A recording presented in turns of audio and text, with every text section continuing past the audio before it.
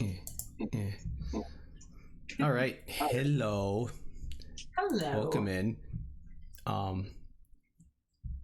Anyways, my current my story about my image, my axolotl that I use. Earlier in the week, I think it was last week, a student had a picture of me as their icon, which is which happens because I have fans. It's a thing. And so I decided that I should make my image her. I'm like, this is just desserts, because she hadn't come into class in a couple of days, Google Meets and everything. So I'm like, okay. Of course. I'm like, she won't notice, or she will notice when she finally logs on and goes to science class. And she was in class today, and the kids, talked to her about it, and they're like, Mr. Biter's icon was you, and yours was him. And she was like, and I was like, yeah, I only did it because it was his shoes, and she took it really well. She was nice. It was a good joke for her, so it was funny. So I that's my little story about the little images, which you have to make sure you have a good one. It's your representation when you're on your phone. Oh, for sure, for sure. Mine is my dog, so that really is exciting. But yeah, it's my dog. A lot of people have their pets as their icon for when they're doing something else, when they should be actually in their meet or their Zoom meeting. Oh yeah, for sure. Yeah. So I think your icon should eventually be whatever it is you're doing. So either a picture of like your phone, a picture of the bathroom, a picture of your refrigerator, to kind of just give an indication of, what it is that you're doing. When you're supposed to be at the meeting. When you're supposed to be in the Google Meet and supposed to be paying attention. Yeah, that would be great. And we all know, I've done teacher trainings. You've done many of them. Mm-hmm. Teachers are like the worst students sometimes. And they're probably the best students when they were kids. Oh, yeah. They turn into the student that makes them struggle themselves. Right. I don't know what it is, but because that teacher that's like, they're in the meet, or they're meeting, they're training, and they're like, all right, I'm going to go to the bathroom. 20 minutes later, they come back, and you're like, oh, I know you're retiring in 5 years, but come on. Yeah, exactly. A little bit more seriously than that. Oh my God. So exactly. Especially because whatever I'm telling you is probably going to help you out a little bit, Yep. Well, especially now when they're kind of like, oh, I should have been paying a little bit more attention during that training last year. Or oh my gosh. Years ago. In the springtime, it was so funny. One of the other tech coaches that I was on a network with texted this picture. It was this meme, and it said, "Don't you wish you paid attention during my PD now?" And I was like, "Yes, that." Yep. So, and I think I had put in the description of this chat, ed tech. We can go there first. And how is that changing now? It used to be those tech people like you and me were like those innovators and always on the cutting edge, and then basically we're like always on the edge. And I kind of saw like this whole phenomena, this COVID teaching bit. Everyone got shoved to the same place pretty much. And some people fell over the edge, but it's like everyone had to accelerate, and now they're at the same spot almost. And so I kind of see, the landscape has definitely changed. It's no longer like, oh, I flipped my classroom. It's like, oh, you and like every other teacher. It's like in 2 years, it went from innovative to, Yeah, you're statistically average now. Right.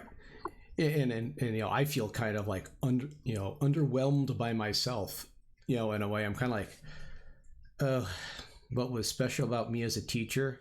I'm now normal. In a way, that's good. I'm kind of happy for that.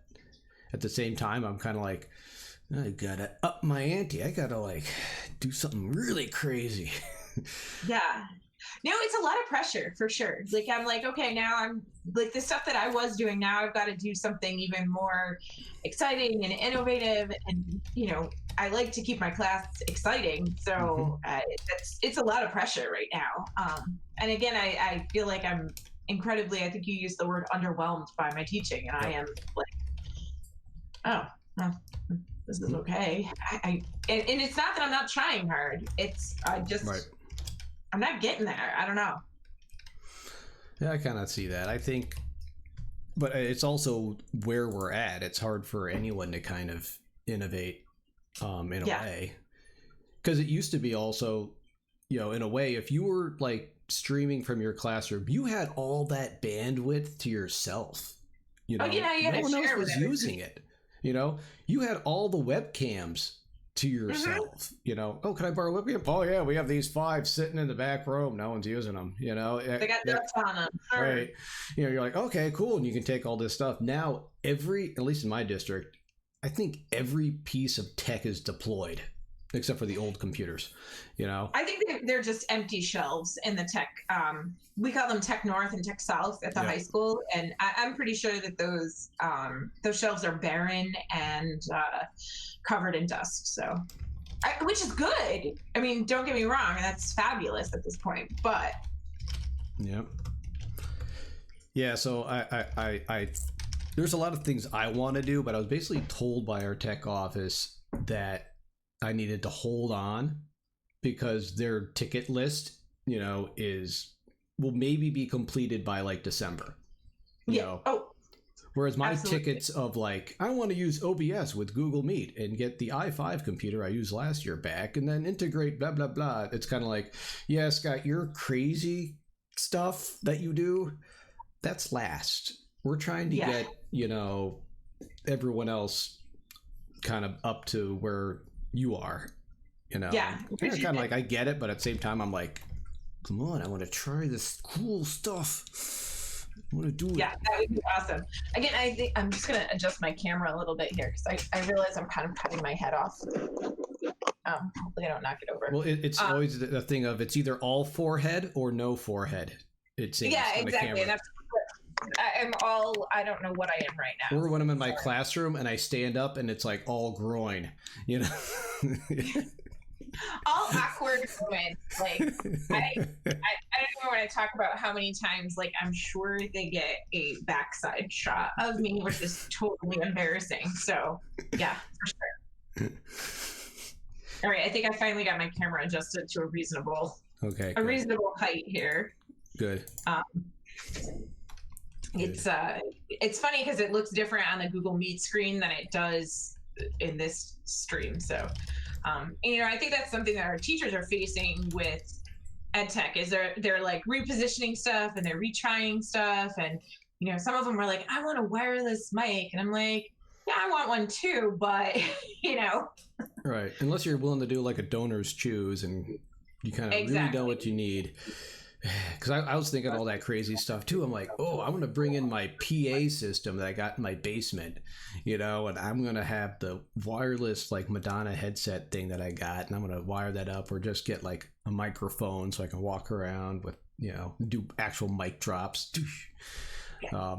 Great. And then I was like, I'm not doing all that because it's just not going to matter because the quality is so poor as it is. Yeah. No, absolutely. Even like we just got webcams in at school and they were like, do you want a webcam? And I was like, okay, I've been using my IPVO, which has been okay and like manageable, but hopefully the webcam will, one, it'll change angles, and two, it'll be a little bit better quality than the IPVO, which kept hijacking my good mic, and hijacking it to this really crummy the IPVO mic that was so bad. Some of those mess with your settings like crazy.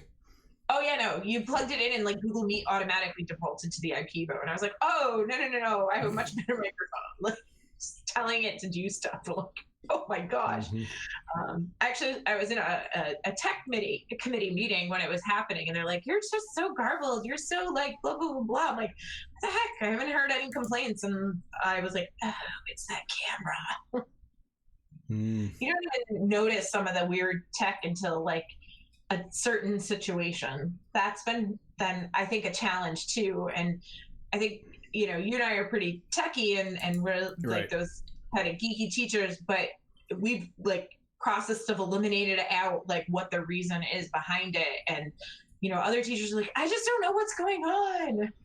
Right. It's like I plug it in and I'm like, oh, it changed the output settings or it changed the inputs. And I'm like, oh, God dang it. I have to go into the settings and, all right, choose this microphone instead. Stupid thing. Because mine likes to choose my webcam, my document camera instead of, the webcam mic. And it's like, ugh, my one at school. I mean, the stuff I have at home is like so superb compared to my stuff at school. It's like crazy. Yeah. But that's just the way it is. I mean, we're lucky with what we got, I suppose, compared to some. For sure. Things. But hey, I don't want to complain too much. But still, for someone that likes to innovate, I'm kind of like, antsy to try some other, crazy things. Which, I got some ideas. Oh, I got some ideas. So I will share. Later. I'd love to hear what you're doing because I'm trying to innovate right now. I mean, for world languages, right now we're communications course. And so how do you teach communication when you can't communicate? When you have this like 3 to 5 second lag, and it really stilts a conversation. I got to be honest with you. Oh yeah. Oh, I can see that. I mean, I do want to try. I'm going to try tomorrow actually. The Google Meet breakout function. I'm going to try that tomorrow because it, just got released. So I have no clue how it works, but I have my like smaller class tomorrow with my, so I'm really not worried about those kids. They're willing to help me out. So I'm kind of like, all right, we're going to try this and see. I'll be honest with you. I did it in the PD on Friday because it released Friday morning for our domain, and it took me all of like 35 seconds to figure out how to make it work. Good. I'm glad to hear that. And did you guys get the polling released? Yeah, at your domain. I don't think so. It's in the same spot as the breakout room, so it's in the shapes. The same icon. Okay. Yep, it's behind that. I didn't know where that was either, and then I went poking around and I was like, oh, there it is. It's probably that. So I don't know about you guys, but when our kids are virtual, our in-class kids can't join the Google Meet because it kills our bandwidth. Mm-hmm. I heard that. Yeah, I'm going to ignore that when I do it tomorrow. Okay, well, I know nothing. You're not even in the same district, so what do you care? And all of your followers, but it's. What I do is I ask the poll question to the kids at home, and then the kids in school, they have to answer it. And so I've been just using it as a temperature check by like, how are you, and, trying to get them to say something other than bien mal o CSC, which is like literally first day Spanish. So I'm throwing in some different feelings and they're like, oh right. Yeah, I'm definitely feeling that way. And it's a good way to just kind of get a read of the room before you start class. That's good. I'll do that more as a check during class. So I usually get them in, like I start every class with a Kahoot. I do a GimKit. And, and I know a lot of people that do one or the other. And I encourage people at the beginning to do that. I'm like, one, we have block schedule now, so it's like I have all that time, and kids are showing up for the first 15 minutes from home. Yeah, for whatever reason, right? Maybe they left their one class and they had to go to the bathroom and let out the dog, and then whatever. Yeah. And as long as they get into that Kahoot, it's only a 10-question Kahoot. I'm like, that's my attendance. So if you're there, you're on time. So they can be, 10 minutes late almost and still be on time. Yeah. So, and that's worked out really well. And that's like my temperature check. No, it's a great way to do it too. I mean, it's awesome. I was telling a teacher today that, they were like, you play GimKit every day. Don't they get bored? And I'm like, nope, because the content changes every 3 to 4 days. I think I've been changing it every 5 because they start to get really good. And so I don't know. Did you notice in GimKit they released the floor is lava? You can change the speed of the lava, and yeah, it's pretty intense.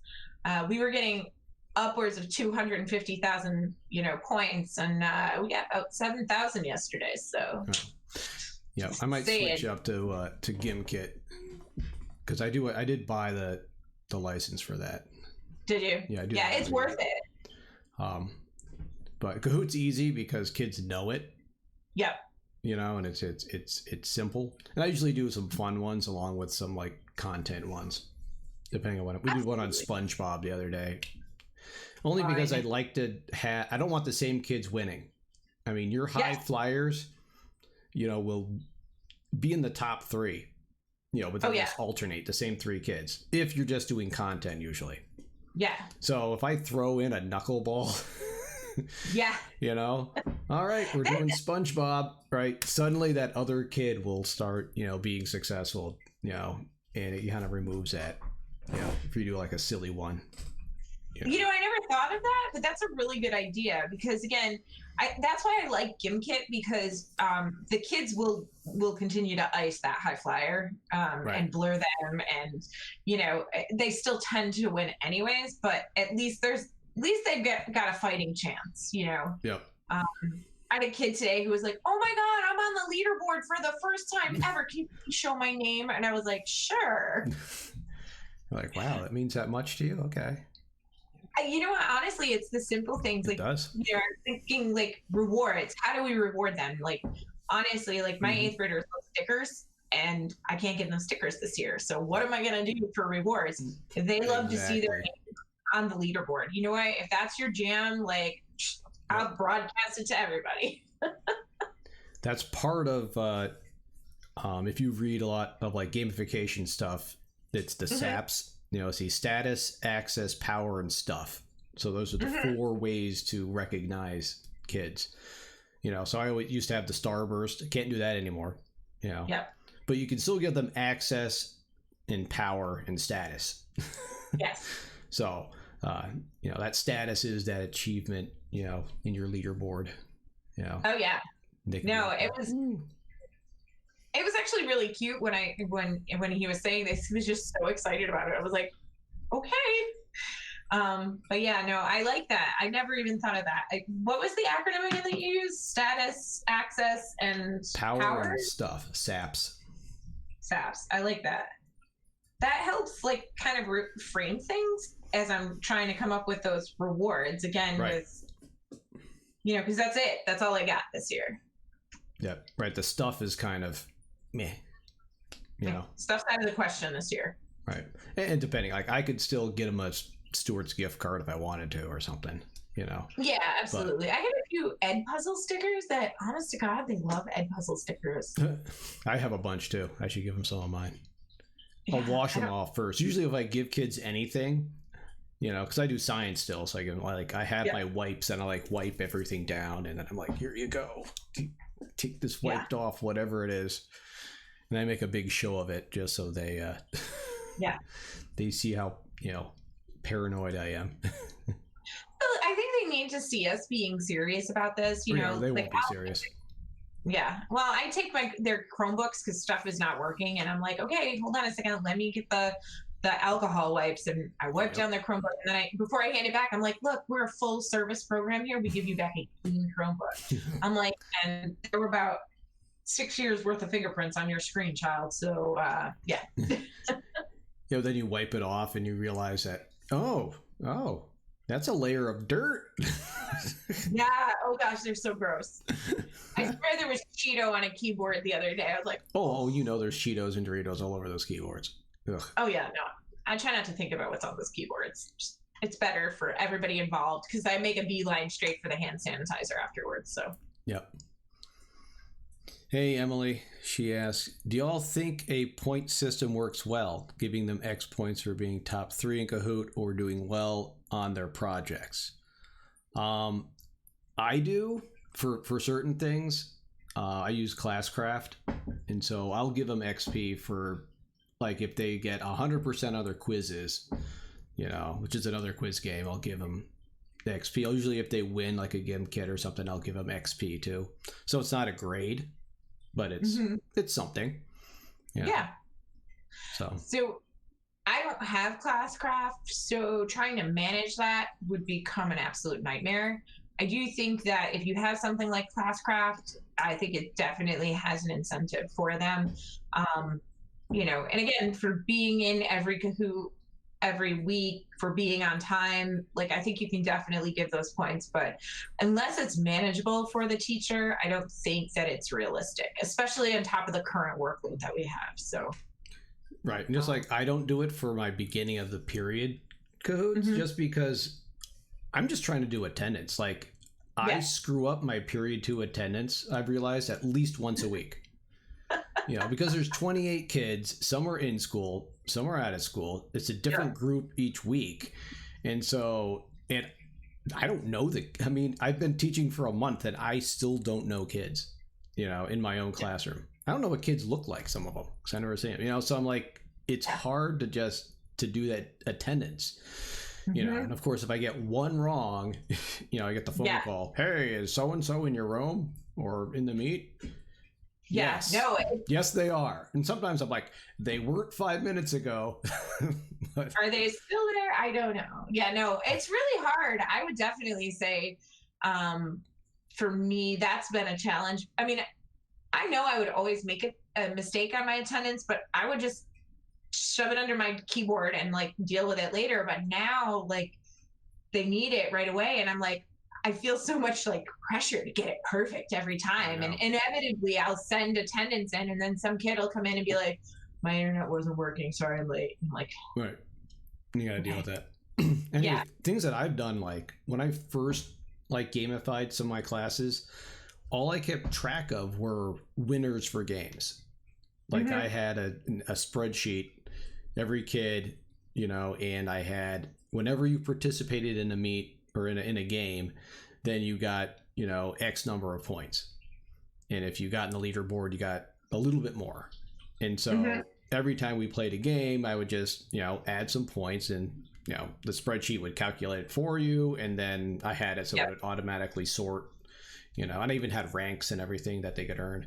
And so, it was pretty simple, but I thought it was pretty effective. It's just something like, just if you're doing get to add that layer of gamification to it, to kind of extend it beyond just one game to like multiple games. Absolutely. It's an option, especially if you're like a beginner gamification kind of person and you're like, I don't want to turn my entire classroom into, a space odyssey, with a whole spaceship in my classroom. And it's an easy way just to kind of get that status piece. Absolutely. I've been doing it by class, so they compete as a class to get the best numbers, and I just write it up on the whiteboard. And honestly, like they're like, and I have a one-off class that doesn't compete because they're a different level, and their goal is to just beat their score from the day before. And it's the best that I can do. I like your spreadsheet, although that's a little next level with your spreadsheet skills, dude. You could do it, please, Shannon. Your spreadsheet skills gotta be pretty good. You've done enough Google Sheet trainings. Oh yeah, but I don't know that I could get it to rank it like. It's not like you're doing a pivot table. If you can do a pivot table, you can do anything. Oh, I do pivot tables. Well, I did pivot tables all the time. I don't do it anymore. It's no harder than that. I see no point in a pivot table anymore. Like, what are we going to do with that? No, not super helpful in a Spanish class, I'm going to be honest with you. But I think it's one of those things where teachers, even when I was school, have always done those kinds of things, like the class competitions. Like, all right, the class that does whatever will get the pizza party, that classic thing, But of course, those only address stuff, right? If you're doing the pizza party, a lot of kids are just like, I don't give a crap about pizza. I'm lactose intolerant. What do I care? So that's why you think about the SAPs. You're like, okay, I have the pizza party for the kids that want that, but I also have the leaderboard for the kids that want that. And I have, this other stuff. You get access to this special thing if you, do this. So it does kind of reframe everything. Oh no, No, for sure. And I like that it's different rewards. Again, I think each kid has got a different motivator, you know. Yep. You got to teach to each individual student. So. Oh, yes, for sure. I like that. I definitely am going to be stealing some of those ideas, I'll be honest with you. Emily just said about using Google Sheets. Google Sheets really is a game changer in the classroom, like for grouping students, for, again, just, I don't know how I could live without it anymore. And I definitely was a bit of a Google Sheet phobe for the longest time. They a little bit terrified me. I always like to say humanities major. Yeah. One of my biggest things, especially from the old Excel days, was I was always afraid to screw up the spreadsheet. But at a certain point, I realized I'm like, I can just make as many copies as I want and or undo. So whenever I was just gonna like break it essentially, or I was gonna like try something and not understand what I did wrong, I would just make a copy of it and go back to the original and just delete whatever I messed up. And I think that's, one of those things that, kids get hung up on, is they don't realize that it's, an iterative process. You're trying things over and over again. I don't get there on the first time. I have to try things out. Usually it works because I know what the hell I'm doing, but I'm not afraid of breaking it. And sometimes I think it works, but then it doesn't. Yeah. Those are the worst. Totally get that. And you're like, oh, that wasn't supposed to happen. That's not what I planned on happening, and yet it did. Okay, let's go with plan B. I had a lab where I had kids put their data into a sheet and then make a graph. This was for 10th grade. And I had some kids that actually did it. Nice. And I told them, I was like, this is going to be one of the most important skills you learn in this class. You will actually use this in a job. Honestly, unless you become a geologist or something, you will not use anything in earth science. Maybe some of the geography for getting around New York. I'm like, but using spreadsheets, I don't know anyone almost that doesn't use a spreadsheet at work. Yeah, or couldn't use one if they aren't using it. Yeah. For sure.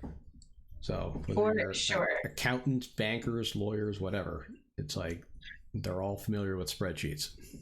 That's the funny thing that you say that, because I would say that's the number one thing when I'm talking to teachers that they're afraid of is sheets. I don't understand why. Well, I understand why, because they were never taught it themselves. No, not at all. I mean, I'll be honest with you. I took a course on Excel 95. So I guess I'm dating myself. Might actually be part of the reason I keep getting AARP mail-ins. Cut it out. But but I took this course at the state education department. I'm like, when am I ever going to use this as a teacher? And I was like, oh, I could do my grade books. And then I walked into the classroom, and my very first year teaching, the school had just gotten their very first electronic grade book. And I was like, oh, this is amazing. And I was like, I'm not going to do anything with Excel. And I didn't really touch Excel or Sheets until I would say 2 or 3 years ago. And now it really is so helpful. Yep.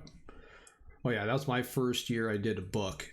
And then at some point I'm looking at it, I'm like, why don't I just put this crap in the spreadsheet? It'll do it for me.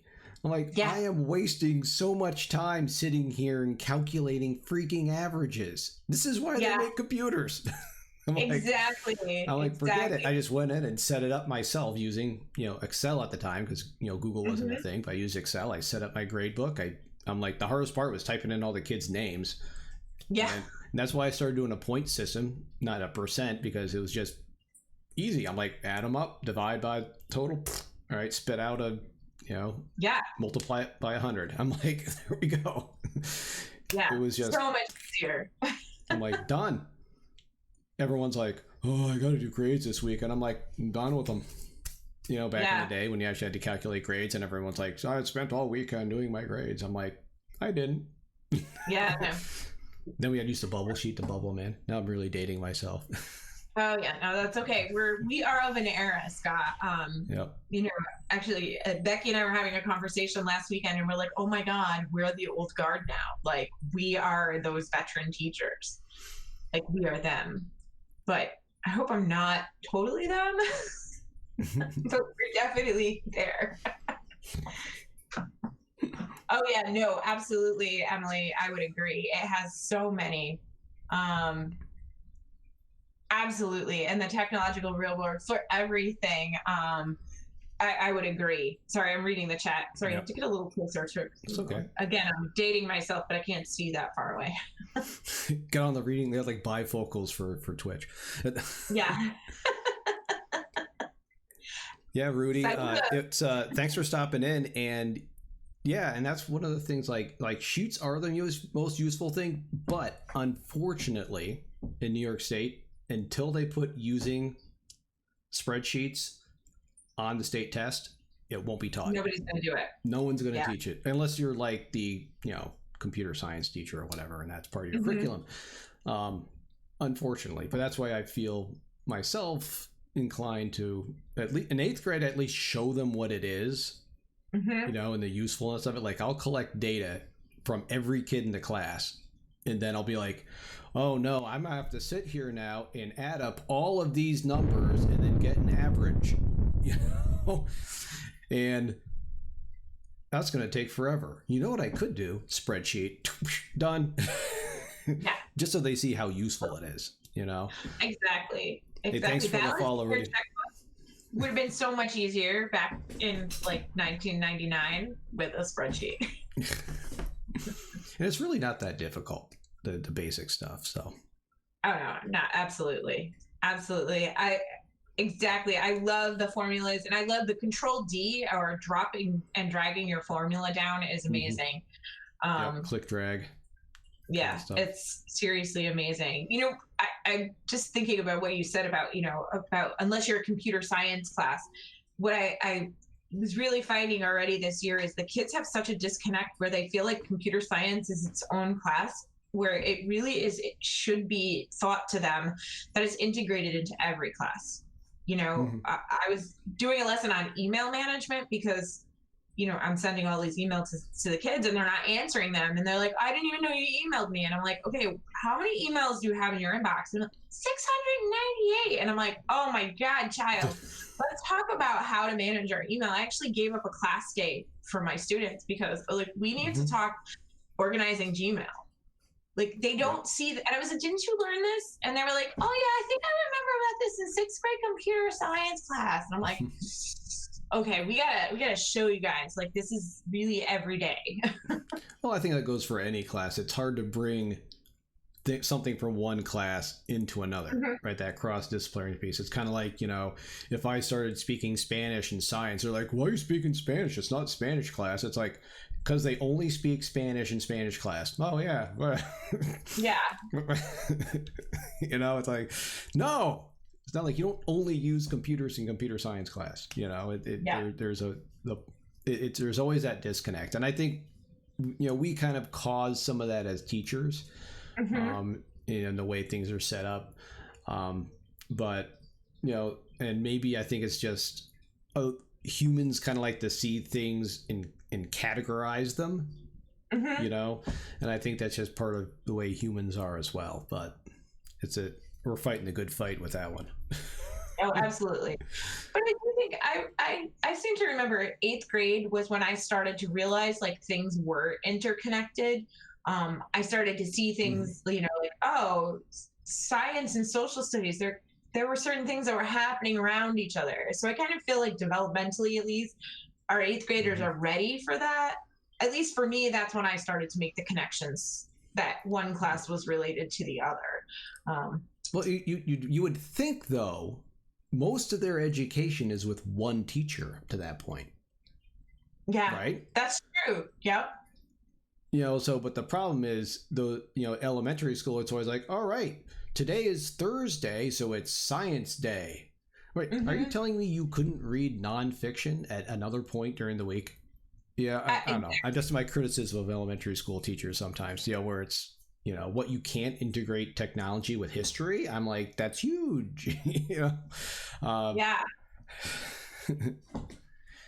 So. No, I agree. I teach 8th grade. I teach 3rd-year Spanish. So my kids are, if you're familiar with the ACTFL guidelines, which you probably aren't, because not many people are, they are about an intermediate. They're at novice high right now. I'm trying to push them to intermediate low. So, Emily, I would agree that there are so many things that can be hard to do. Or to point that out and to sacrifice a class period. I mean, I absolutely know. The other day I gave up a class period in order to do some Gmail management. But I also sometimes think that we sometimes shoot ourselves in the foot as teachers, because I think we say, oh, well, I just don't have time to do that.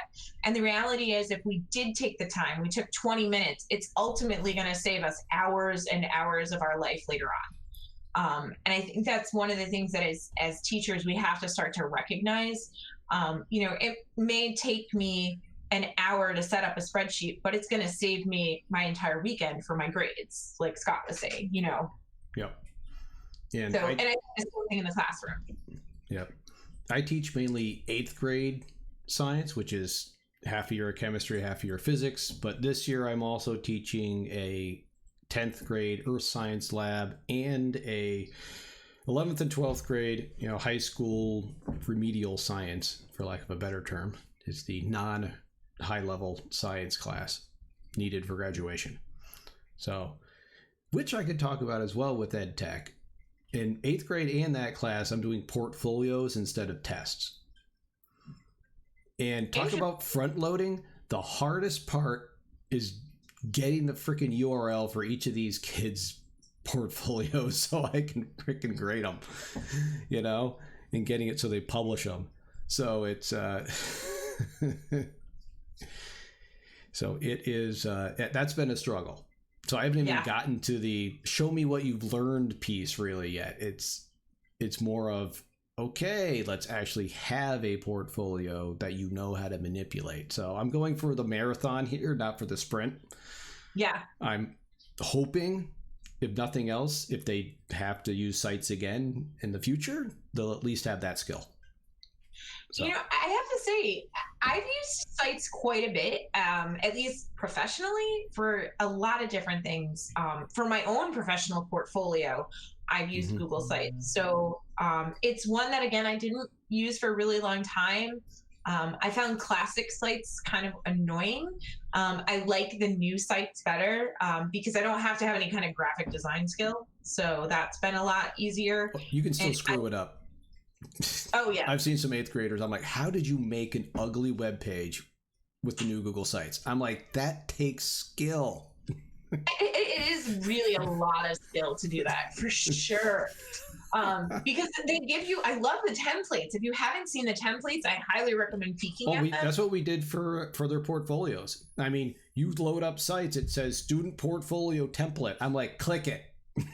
I'm like, it's done for you. I'm like, you just gotta add some pages and tweak it. I'm like, I'm like, it has the about me page all set up. Just fill in your information.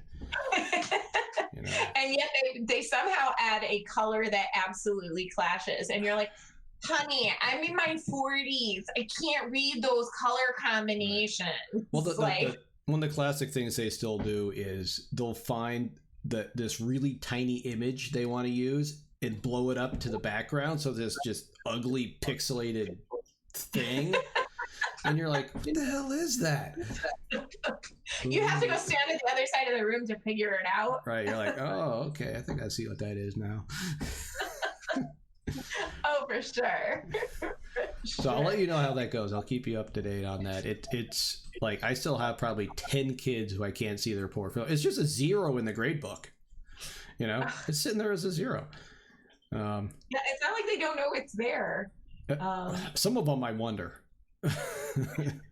if they're I mean, they obviously don't go into the school tool, the grading system, to look. Yeah. Neither do the parents. I mean, otherwise they'd be getting more phone calls.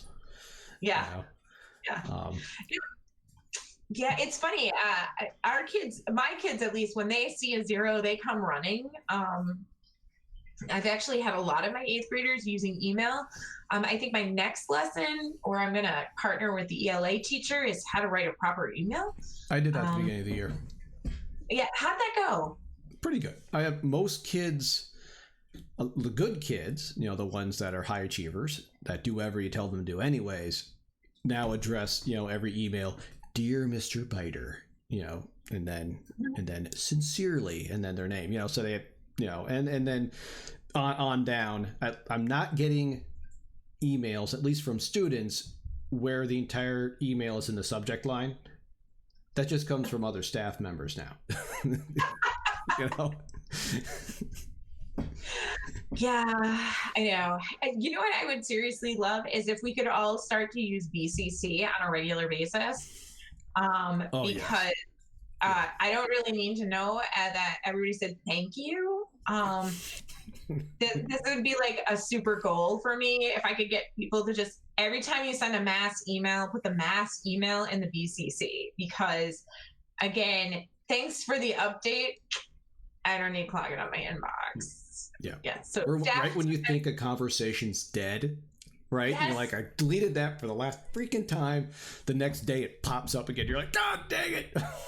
Go away. Yeah, no, for sure. It drives me batty. And again, it's not like I don't want to be a part of things, but like our inboxes are, I feel like the space in our inbox is like a precious thing. So but yeah, no, I would agree. Oh yeah, I mean, these are life skills we're trying to teach here as far as technology, and it became all the more obvious that we needed to do it in the last year. Oh yeah, for sure. Yep.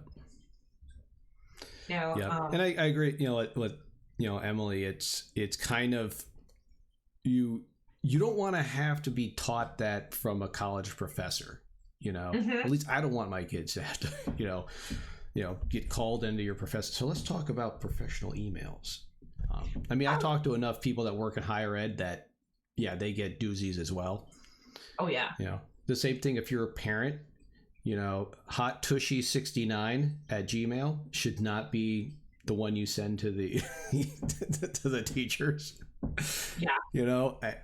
Just putting that out there. I don't know how many of those you've seen, but I've seen some emails. A couple of years ago, Fluffy Kitty 21, and it was one of my students, and I was like, I'm so glad that Fluffy Kitty is still available as a Gmail name, but I don't know who Fluffy Kitty 21 is. So yeah. Mm-hmm. It's so funny that you say you don't want to be taught that by a college professor. True story. Last week I was in a graduate class at one of our local universities teaching them how to do professional presentations, a graduate level business class. Because the professor was like, oh my God, if I get any more PowerPoints with like white backgrounds and New Times Roman, I was like, really? I was like, I teach my eighth graders to not use that. And he was like, can you come teach my grad students? And I was like, are you serious? He's like, yeah, I'm serious. So yeah, the other night I was in there teaching this as a life skill. It was crazy. Yeah.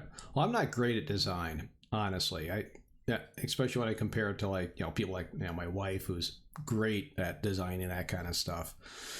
I at least put an effort into it to try to make it look nice. What does help though with most universities, I don't know if you saw this when you're at the grad school, they have like usually a university template that you can use as like that you format all your, like has the crest for the school in the bottom corner. You have the school colors as the border kind of thing.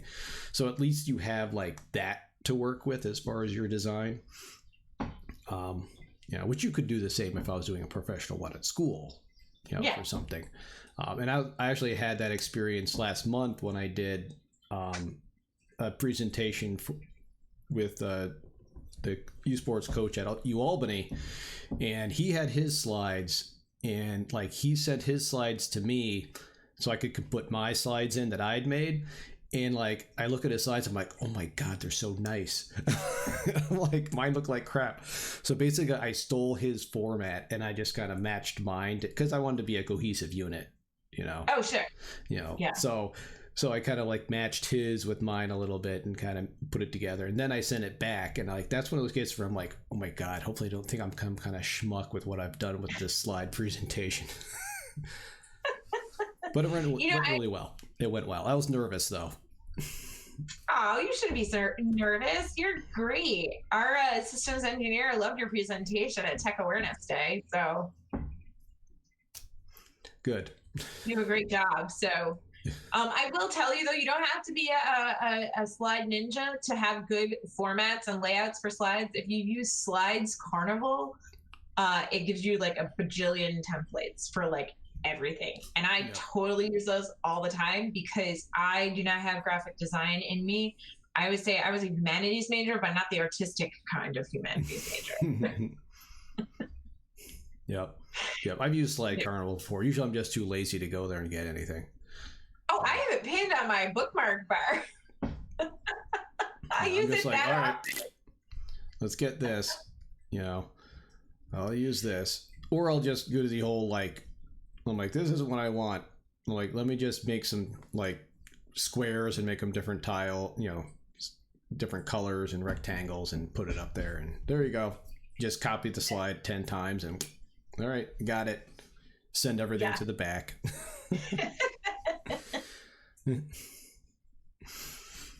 Oh, I'm reading the chat right now, and I think again, as much as like Google Sheets intimidates, all those humanities majors and teachers, I think slide presentations intimidates all of those business. It was a business class that I was in, so I think slides and graphic design definitely terrify,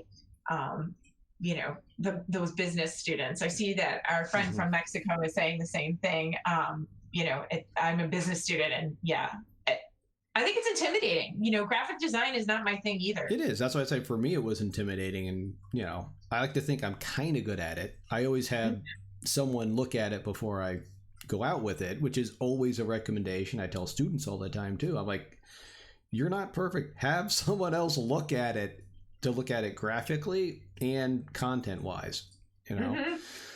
Everyone does that, and like I would think if you're a business person, I'm like, I would be freaking out with I wouldn't just copy and paste and throw it in there. I'd be like, oh my God, people are going to look at this. My boss is going to see this. They're going to think I'm some kind of schmuck. I'm going to make this look nice. I'm going to go steal something from the internet. Yeah. I'm going to watch this TED talk and their slideshow and just do what they do. That's how I steal. Yeah. I'm like a thief when it comes to presentations. No, for sure. I even steal jokes. I'm the same way. Like, again, humanities major, but not the artistic kind. Yep. Science major, but not the artistic kind. Yeah, exactly. Your wife is incredibly artistic. I'm always jealous. Exactly. She's the science artistic kind.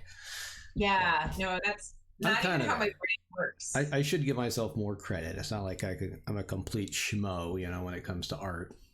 No. So you do some pretty amazing drawings too. So yeah, I should do more. Graphic design is a completely different thing. So have you found any like thing that's like super working well this year? Because I think I was reading on Twitter, and I was just it's always interesting what you read on Twitter. Sometimes you feel validated in how you feel, and then sometimes you feel like, oh my God. Have you found something that's working really well right now, or? What's working really well is my schedule, because we've been given plenty of time to kind of work. Like I don't have kids on Fridays, so it's just a planning day and meetings usually. Okay. Which is great, and the block schedule I like. It's kind of working well in that regards. Like my off days, I teach for 3 hours and I have 3 hours of planning. I'm like, and you can actually get a lot done in 3 hours of planning. Oh yeah. I mean, they're not the same time, they're not continuous, but still 45-minute planning periods. It's like no sooner do you like go to the bathroom, talk to a colleague, than the bell rings. And you're like, oh, geez, I didn't even prep the lab yet, or whatever. God forbid I have to prep a lab. So whereas that hour and a half, especially since there are so few visitors now, if you've noticed, there's less phone calls. I get a phone call and I freak out. I'm like, what the hell is that? So there's fewer interruptions for that reason, so I can make better use of my time as far as getting stuff done at school. So I'm less stressed at home than I've been in the past. And I'm trying not to be hard on myself like we talked about earlier. We're used to being innovators and doing kind of all this crazy stuff, and trying to push ourselves and our kids, to do better. But, I'm kind of telling myself it's okay, to not be, having the most amazing class ever every day. Because because it sucks because, you're trying to get kids to do science and they're not actually in class to do the lab, and for you, it's hard to have a discussion, in class and use language because you can't. I have to say, going fully as a hybrid model where I have asynchronous lessons going on at the same time as I have my synchronous lessons going on has really helped. So, if you're in school with me, then you're doing speaking and you're doing that group work stuff. And if you're at home, you're doing a choice board, you're doing a hyperdoc, you're doing something other than sitting on a computer screen with me during that class period. We do our Kahoot or our Gimkit together to start the class, but then after that, I'm like, okay, amigos de casa, adios, que les vaya bien, and out they go, and we send them on their way. But I've been doing labs with the kids in class because I'm kind of I feel obligated when I got the kids in the room. And especially for my remedial high school class, those kids are hands-on usually. Those are the kids that really do well doing the hands-on experiments, They're not going to do well self-motivated reading and writing at home. That's not the way it's going to work. So if I get kids in there, I try to get them doing the experiment like we did in exothermic and endothermic lab this week. And then we switched, or I did it last week, and then the kids came in and did it this week that weren't in class the last week. So the kids that came in at least had the opportunity to do that lab. And all I did was I took my phone and I recorded the experiment. It's basically temperature change, so you can see the thermometer, and it goes, they can watch it in the video, and so is it great? Do they get to mix the chemicals? No, but I don't know what to tell you. Does that work? Yeah, and I've done several labs that are like that where they have some kind of either pictures or video of the lab being done, and they have to draw their conclusions and collect data from that. And it works, but you're missing a skill set, and you're also missing that that wow factor that kids get when they're in school and discovering something and doing something, Yeah. So is it a success? Yeah, I guess so. And like you said, if I can get them off of a screen and actually doing the science, I'll do that. Yeah.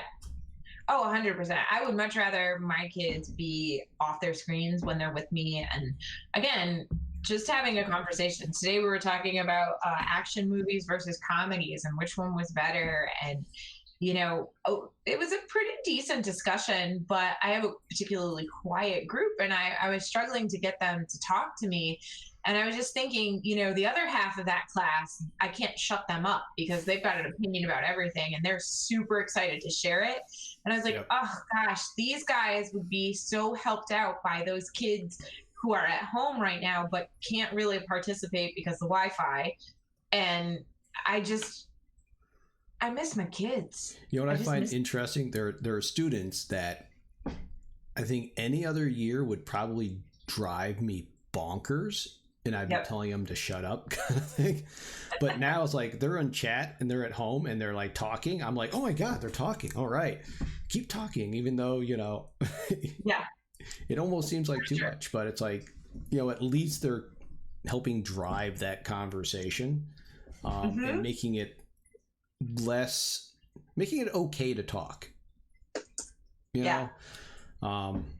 So yeah, and same thing with chat. I want kids to chat. I like kids using the chat function and typing stuff in. I'm used to it, right? We're on Twitch. That's what they do. That's what it's for.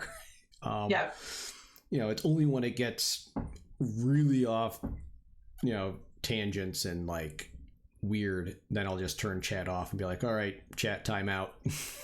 Yeah. But at least if they're chatting, they're there.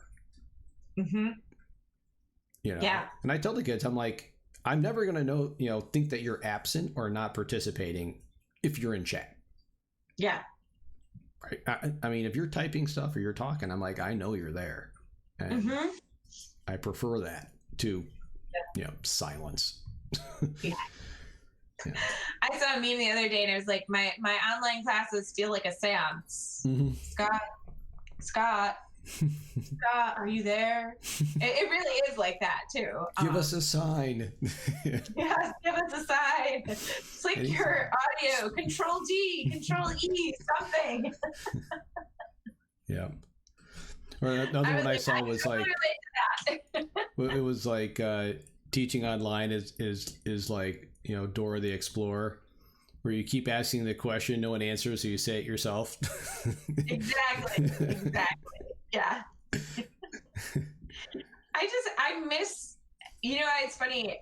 I was thinking about like all of the things that I miss the most. I miss the noise. I miss the noise of the kids going to lunch. I miss the noise of the playground. I miss the noise of even them getting off task at this point, with only 4 of them in the room, it's really hard to get off task, Yeah. I mean, I miss some of it. Honestly, it's kind of nice to not have to deal with 28 like that. My high school class has like 28 kids in it. Wow. Like this is like the Sweat Hogs group, right? So those kids, 28 of them in a room, like it would have been a nightmare this year. Like it would have been like, I think I would have had fun and a good time, but it would have been stress inducing. We would have done cool experiments and everything, but it's like setting up labs for 28 kids. Like I said, lots of hands-on stuff. It's like, ugh. And then it's tough because they already know all my tricks and stuff I used in 8th grade, so I got to use different stuff. Yeah, they know all your corny dad jokes. I keep repeating those anyways. They just go, But that's why part of me is, I'm like, that's why I'm feeling good. I'm like, thank God I did not have those 28 kids in a room together. That would have been awful for everyone involved.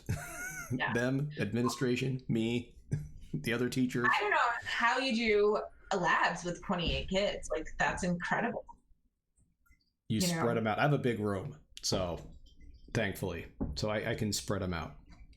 Like even now, it's interesting. My lab tables in my room are 6 feet apart. Oh, wow. If you're sitting at it. So I can have 6 kids in that room, each at a lab table. Oh, nice. So like I said, it's I can do labs in my room because I have the room to put them. So, which is great. That's awesome. But, it's not, perfect. And if you ever get more kids in there, all of a sudden I can't do it because then I can't spread them out. See, there's kind of a, because I could fit, I can fit 13 kids, I think, in my class, 13 or 15 kids in my class. But if I had all 13 to 15 kids, I couldn't do labs because I wouldn't have enough materials to give each kid their own individual packet. So, it's kind of like, this is good the way it is. Not great, but for what we got, it's doable, especially compared, you're on Twitter too, and you see what other people have to deal with throughout the country, and you're like, there are some messed up places. Yeah. I'm like, no wonder it's raging out of control in Minnesota. It's like, does you have a clue? Yeah, no, it is. Some of the stuff that I'm reading, I'm like, oh my goodness gracious. Like, I don't I mean, would you go to work if you had to work and like not have social distancing? Or would you just be like, no, you're of absence, I'm gone? Yeah, I think I would take a leave of absence just because,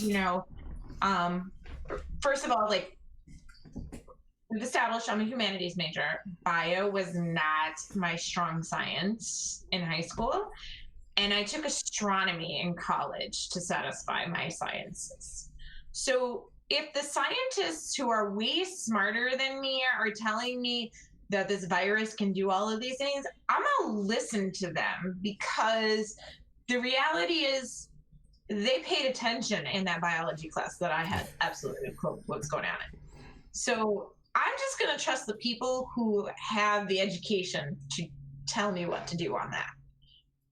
So, yeah, I would take a year off. Yeah. For sure. Yeah. Assuming you had that option. Yeah. Yeah. That's the thing. A lot of them don't have that option. And, in so many of those states, the teachers are underpaid already. And what are they going to do for a living? Exactly. You can take an unpaid leave, but what are you going to do? Yep. That's why New York State's pretty good. Yeah. We have our problems for sure, but I'll take them. Thank you very much. Yeah. No, I'll take a few problems. Yeah, for sure. We've got our issues, and I think every area has their issues, but I think all the time how lucky I am to be where I am, Mm-hmm. You know how lucky I was the other day? I was so lucky I got to eat some carne de membrillo. Oh. And it was very good. You liked it then, huh? Yes, it was quite tasty. Oh, good. I'm glad you liked it. I thought it was a little too dark. I definitely got the tannins out of that fruit for sure. But it was good. It was tasty. I'm glad you liked it. Yep. Becky was very excited for it. And then I was like, this is very good. I think I'd had it somewhere before, but I can't remember. Probably in Spain. It's pretty typical in Spain. In the Mediterranean, you'll find it. I think the only reason...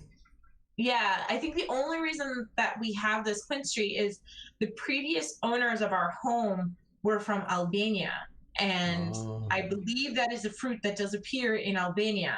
And so they planted it in our backyard. And it took me like 4 years to figure out what it was. But I was so excited when I finally figured out what it was.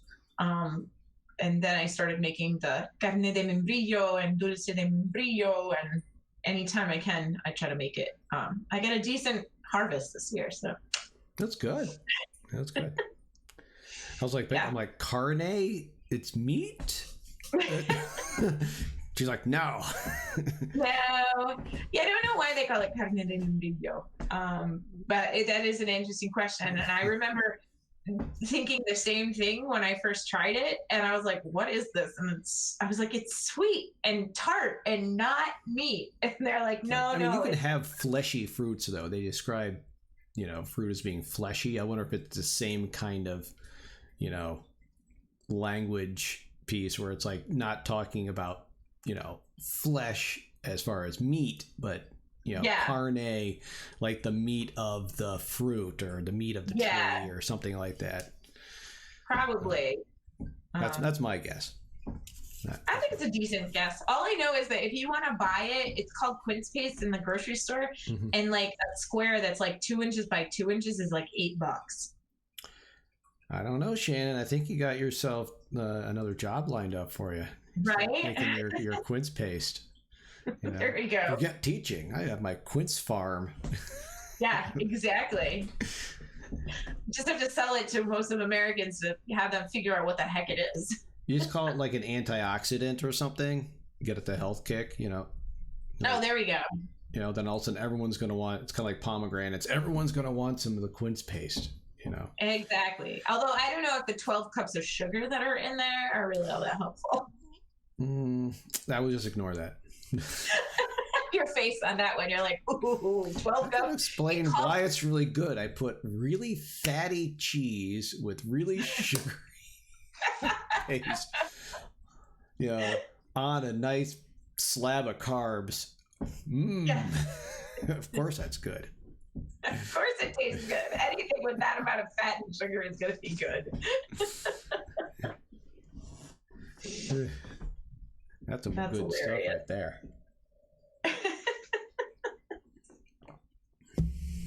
Too funny. So I was, we were thinking the other day, as we have our talking cross curricular here, our historical, Albany tours for Halloween. Unfortunately, we're not going to be able to do one this year. But without the pub crawl, it's not quite the same, anyways. So we are doing a Proctor's behind the scene tours. Really? Tour. Yeah, I don't know if Becky had told you about that. So that is have a family outing. It'll be weird. Ooh. That'll be cool, though. It will. I'm kind of excited. Yeah. Actually do something. Right? Just get out of your house and do something with people. Yeah. Do you ever feel a little bit like the Gossamer the monster in like a Bugs Bunny cartoon? Like the first time you go out and you're like, oh my God, people! And you kind of want to run away.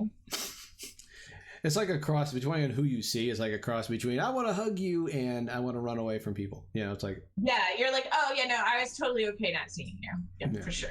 Yeah. Like where you go someplace and you're like, oh my God, there's so many people. Yeah, yeah. You like look around do you find yourself watching TV going, and it's all pre-COVID, but anyways, you're like, oh my God, they're so close to each other. Right. Why are they so close to each other? Yeah. Like, ridiculous. Oh yeah, back in the day. Back in the day when you could hug. No wonder I got sick. I didn't even know. Yeah. Yeah. Knock on wood, and I am knocking on wood. I think the masks are helping keep you in the colds, and like I didn't get my annual bout of laryngitis this year. There you go. It works. Yeah. Yep. Yeah. I do miss the hugs. Emily's there. I'm a bit of a hugger. So yes. I was always one of the teachers. I'm comfortable hugging students if they needed them. I was like, if you want to fire me for hugging a kid, please do. Go ahead. Yeah. And I'm like, whatever. Yeah. So, but I was always a hugger. Not always a hugger. But I've become one. Yeah. Not anymore though. No, not a handshaker. No. I introduced. I met my student teacher the other day. I was like, COVID elbow. Yep, the COVID elbow. Or I think we should just get into like bowing, like in Japan or something now. I think that's a little bit more sanitary. Yeah, I mean, bow to each other. Yeah. I a little bit feel like. Do you remember the square dance unit? Oh, you probably didn't because you didn't go to school in New York. But when we were kids in New York, you had to learn square dancing in elementary school, and you had to like honor your quarter and honor your partner. Like the boys would bow and the girls would curtsy. There you go, bows and curtsies. That could work. And you can choose what you want to do, bow or curtsy. Do whatever you want. Go you. Equal opportunity greetings. Exactly. Yeah, I think that's hugging and just, going out to the pub and having a pint after work on Friday or Tuesday, whatever your day is. I don't care. No judgment. I think I miss that the most, being able to do that. And I don't know what we're going to do in New York when the temperature drops, It's called bundling up and outdoor heaters. Yeah. I think they're pretty much sold out at this point, outdoor heaters. Yep. Our neighbor got one. It's like the new toilet paper. Yep. Our neighbor got one, so we're all set for our neighborhood gatherings. Nice. So nice. But that's awesome. It is true. Maybe they'll have to have like rotating like happy hours. You have to sign up ahead of time. Yeah. Exactly. All right, you're in here for an hour, then you're out. Yep. You're done. Move it. We got Chase Bank coming in with their employees in another half hour. Exactly. Again, all of the crazy stuff that, we just kind of are. I mean, I think we're adapting to it. Somebody somebody said to me, or not to me, but I was reading about like toxic positivity and Mm. how like if you're too positive, like you're actually invalidating people's concerns. And I was like, I think you're just thinking too much if that's like what you're thinking about. yeah, You know, like you're overthinking it. yeah. But I was a little surprised because, I feel like when I listen to some people and they're really overwhelmed, but at the same time, like, I feel like pointing out to them that it could be so much worse is a lot of, it can be helpful, to give Mm-hmm. perspective. So I don't know how I feel about toxic positivity. Like, I like the way Well, you I said think it's also, from what I understand of like of mental health is that I mean, if they are actually like in the lines of like clinical depression or like real anxiety, that's like the worst thing you can say is to dismiss their feelings. Yeah. And be like, oh, you're sad, whatever. It could be so much worse. It's like you're being dismissive of their feelings is what it is. And so you just have to, the best thing is be like, oh, I understand that's how you feel. Do you want to talk about it or whatever, So I think, I don't know, is there toxic positivity? Maybe. I get kind of sick of it from some people. Those bubbly people that are just always happy anyways.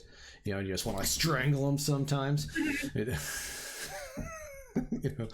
There's always been those people. It's not like, suddenly, they started appearing. No, there's always been those. Is that the toxic positivity? I usually up in that realm of, I don't know if I'm toxic positivity, but I'm the one person smiling in the morning just because otherwise it just makes a bad day for me. Yeah. And therefore everyone else, but yeah, I mean, I think you can either go in and you look at all of the things that you can't do, or you can look at all of the things that you can do. And again, I tend to be that bubbly person, and again, I tend to be that bubbly person with most people, but there are the people where I'm like, I can't take this anymore. I'm like, I'm done. I can't be positive anymore. I need to fill my own bucket right now. Exactly. Yep. I've been positive for everybody else, and I'm done. Right, and that's where I think, I know, myself, being married, or having someone at home, it's nice to be able to, I don't know, I would say empty the bucket at home and then refill it. You kind of let it all out, and then you kind of, take a deep breath. Yeah.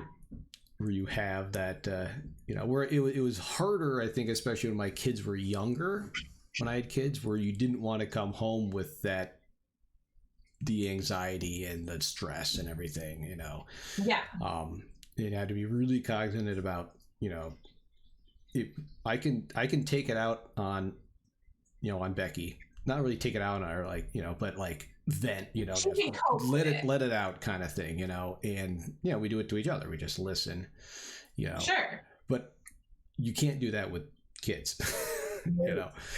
And so that's where you have to kind of gauge yourself at this mental health thing and kind of be like, okay, I need to find another way to release this before I go home, and like sure. But I don't know how single people do it. Oh, I don't know either. I mean, I remember what I did, but yeah, I don't know. I worked out a lot more. That's for there sure. you go. All right, that works. I do that too. I should do that. I still do workouts. Yeah, I should. And not just my bicep reps with the pint glass. Oh, there you go. Well, I do a lot of those too. I definitely do a lot of those. Not that many. I don't want to sound like I'm signing up for the Betty Ford clinic, but definitely, I should do more than I do. But I would say that, and I don't know. I think when you're single, you depend on your friends more, for sure. Yeah. But and family, your other extended family. But I do worry about teachers in general right now because of the pressure that they're under and trying to keep their heads above water, and finding the ways. Like, sometimes it's something super small that can help keep somebody floating along, because again, they're they're struggling right now. They're struggling. And it's so different for different people depending on the stage of life you're in. Whether you're close to retirement, you're dealing with that, as well as an elderly parent, Yeah. in those situations, or you're a young parent yourself, and you have little kids in like daycare and having to deal with that stress, or you have someone that requires a lot of attention at home in general. I mean, I'm fortunate enough, my kids are independent. I have screens for them and it babysits them all the time. But like there's all these other situations where it's really stressful, and then you throw all this mess on top of it. It becomes, it's like no longer like I'm going to go to the store and bring my kids with me. Can't do it. Yeah, it's like, it's like, all right, it becomes this whole, something as small as that can stress you out. And if you're already a teacher and you're like up to here, it's like enough to, make you go nuts. And I think you and I both live in a really privileged environment. Both of our spouses are teachers, so they get it and they know what we're going through. But I wonder how much more difficult it is for those teachers that don't have spouses who are educators, to understand what it is that we're dealing with on a day-to-day basis. Yeah. And I think it's what education's funny. Like everyone has an education experience, right? Everyone, even if you were homeschooled, you went to a school of some kind, you learned somewhere somehow, so that's how you frame your experience. Sure. And your response to other people when they talk about it. So when you hear a teacher talking about education, or you see something about education in the news or whatever, that's how you frame your world when it comes to education. And I think your experience says a lot from where you came from. And I think if you were homeschooled versus a Montessori school or a religious school or a suburban public school or a urban school, rural, it's all different in the perspectives, and then you come in with those preconceived notions about what education is like. Sure. Yeah. And then to see it in action is totally different, Yeah. It's kind of like, I didn't go to, I went to a DOD school, the Department of Defense Defendant Schools. They call them something else now, but anyways, Army brat. Like, I had no experience with the public school system. And I had to learn everything from scratch. I didn't know what regents were. I didn't have to take any. I learned all of that, like, my first 5 years of teaching. I'm like, oh, okay, you take these regents. Oh, you have these. If you went through the New York State school system, you knew that already. And anyone that goes to school in New York State is familiar with the regent system. Yep. Right. You just have that knowledge. It's there. Like, even if you go to a private school, you're still familiar with, the regents. Yeah. But if you come in from out of state, you have no idea. What is that? For sure. And it's stuff that we as New Yorkers, we just kind of accept as fact and oh yeah, that's what we do. And it is completely unheard of. It's always interesting to me, those people from out of state, their experience when they experience it for the first time. It's always interesting. Or people's experiencing coming from a private school to a public school is vastly different, vastly different. I'm glad I taught in private school for a little while. It definitely gave me a perspective. Oh yeah. Well, and that's why a lot of the teacher programs, they want you to teach in different settings, whether it's rural or suburban or urban, just to kind of get an idea of what the different places are like. It is like, it's crazy land. Yeah. In some schools, crazy land. Like, oh yeah, no. This year though, they're doing a straight 14-week placement in one school to limit cross contamination. Oh, Yep, I can. Doing all of their See that. observations with the same teacher, because I have a student teacher this year, and I just keep looking at him, and I'm like, yeah, this is not really how it normally goes. This is not what we normally do. This is not how this normally happens. Like, I must say that 50 times a day, and I feel like I spend most of my day apologizing to him, going like, I don't know if this is good teaching right now. I'm trying. Like, that's all I keep saying to him. I'm like, I don't know. Like, I'm trying. Right. Well, it's kind of like we got our notices today that our announced observations will be, soon. He's going to be scheduling. And I'm like, that'll be fun. Yeah. Mine is tomorrow morning at 9:00. So my first observation. I'll let you know how that goes. Yeah, I'm like, come on. I never got my PPR for last year. Never got it. So yeah, I'm just going to say I'm highly effective. That I know. I think you should. I agree with that. Like 100%. I know. Like, I'm like, hey, I'm just going to do the best that I can. And you know what? If he can give me some pointers or tips, bring it on. Like, I am super happy to, speaking of students, there's TK missed. I assume that is one of the Richardsons. I don't remember which one it is. one of the brothers, because I am Lord Biter. So peace. You have come in. Oh, it's Jordan. Okay, what's up, Jordan? You have come in at the end of the stream. You just missed two teachers talking about teaching for an hour and a half. Which, by the way, is exactly what dinner at our houses sound like when we get together for Pretty dinner. much. Like, literally, this is what we do when we get together and hang out. Pretty much. I'll be streaming again Friday night. Check out the schedule. Friday, I think I found a new citizen science thing where you go through, they digitized all the artwork in the Rijksmuseum from Amsterdam, and you go through and you mark like the plants and the animals and in the artwork, so people can go in and look and see if there's like extinct or endangered species, back in time kind of thing. Look at the ecology. That's cool.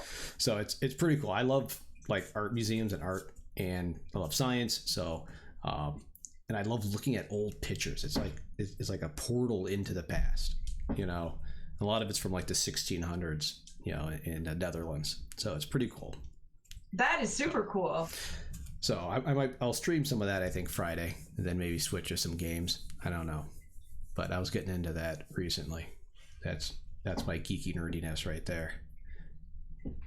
I'm impressed. Art science right there, right together. Co-curriculars. Yeah, all that awesome stuff. So thank you, Shannon, for coming at last minute. No problem. I'll message you again if I need you and on short notice, because we can stay and talk about teaching just like we again would do across our dining room tables. Yeah, pretty much. So we will do that. We will let's see, do we want to raid someone? I don't know. So let's see. I have no one that I want to raid tonight, because I don't know if I have enough people anyways. But so we will say good night, everybody, and check out the stream on Friday. I'll be on then, and thank you to Shannon for coming out. Thanks for having me. It was fun. Not a problem. The chat next week. Let's go through my schedule actually before we go and see who we got for the other week. So next week, exciting. Renee Poulin will be here. She is a leader in like the NGSS, the science standards, and like kids literacy as it goes to science. So that'll be cool. I met her at a conference last year. Well, we used to have in-person conferences, and so that'll be I'm really looking forward to that. She's really, really fun, good to talk to. And the 28th, one of my friends from college who is now a brewer will be here to talk brewing and science. So Jeff Stopper. So he'll be here on the 28th. So good times. Good times. Sounds exciting. Yeah, and Matt, who I was going to talk to tonight, Professor Bellis, he'll be here on November 11th. I've scheduled him for that night. And hopefully that one will work. It didn't work last time because the power went out, and then he had some family emergencies come up tonight. So, but I got all kinds of stuff planned. It's going to be awesome. And I have fun.